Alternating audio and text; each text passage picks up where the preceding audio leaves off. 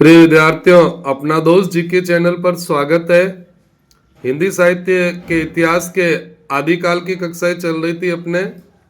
इससे पिछले वीडियो में अपन ने रासो शब्द की उत्पत्ति, रासो साहित्य की विशेषताएं और खुमान रासो एवं बिसलदेव रासो के बारे में पढ़ा था।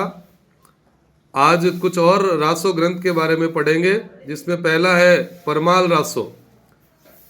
इसके पिछले वीडियो को आप डिस्क्रिप्शन बॉक्स में दिए गए लिंक से देख सकते हैं। परमाल रासो, इसके रचनाकार है जगनिक। परमाल रासो का रचना काल विक्रम संवत 1230 माना जाता है। परमाल रासो जगनिक ने लिखा था।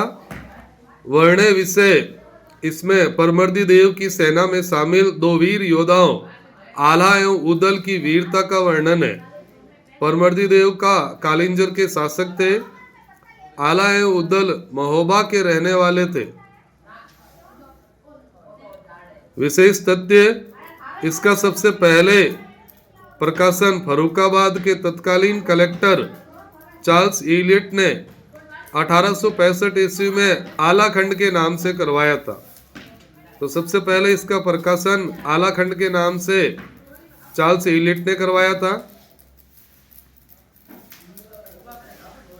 1920 ईस्वी में श्याम सुंदर दास ने इसका प्रकाशन नागरी पचारणी सभा काशी से परमाल रासो के नाम से करवाया।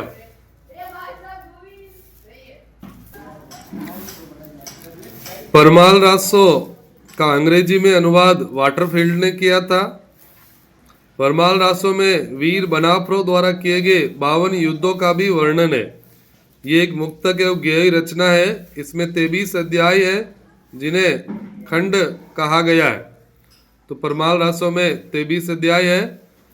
आला उद्दल की वीरता का वर्णन है। इसके रचनाकार जगनिक थे।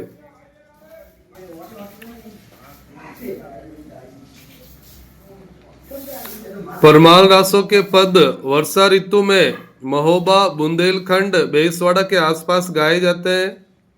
हजारी प्रसाद द्विवेदी ने परमाल रासो को पृथ्वीराज रासो की तरह अर्ध प्रमाणिक रचना माना है। परमाल रासो की प्रसिद्ध पंक्तियां: 12 बरस लो कुकर जीवे, ओ तेरे लो जीवे सियार, बरस 18 क्षत्रिय जीवे, आगे जीवन को धिक्कार। परमाल रासो की प्रसिद्ध पंक्तियां हैं, परीक्षा में पूछी जाती है। दूसरी पंक्तियां और है: सदा तरैया न वन फूले, यारो सदा न सावन होय, स्वर्ग मड़ैया सब काहू, को यारो सदा न जीवे कोई। परमाल रासो के संदर्भ में आलोचकों के मत, यहां से भी अच्छे प्रश्न बनते हैं। पहला कथन रामचंद्र शुक्ल का है। वीर गीतात्मक काव्य के रूप में रचित ये ग्रंथ इतना लोकप्रिय हुआ कि उसके वीर गीतों का प्रचार सारे उत्तरी भारत में हो गया। रामचंद्र शुक्ल। आलाखंड में श्रृंगारिक वर्णन का एकांत अभाव है। डॉक्टर बच्चन सिंह का कथन है कि आलाखंड में श्रृंगारिक वर्णन का एकांत अभाव है। रामस्वरूप चतुर्वेदी का कथन: आलाखंड वीर रस से परिपूर्ण सरस एवं ओजस्वी रचना है। यहाँ आलाखंड परमाल रासो को कहा गया है। रामस्वरूप चतुर्वेदी का कथन है। तो ये थे परमाल रासो के बारे में जानकारी।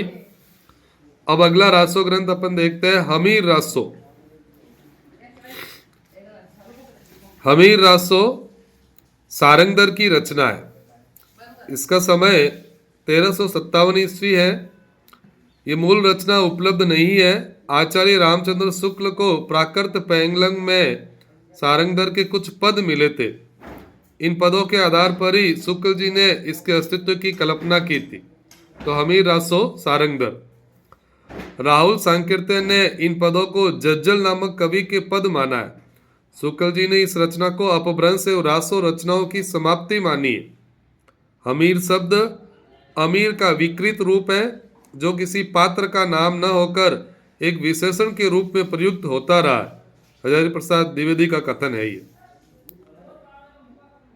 अगला है विजयपाल रासो।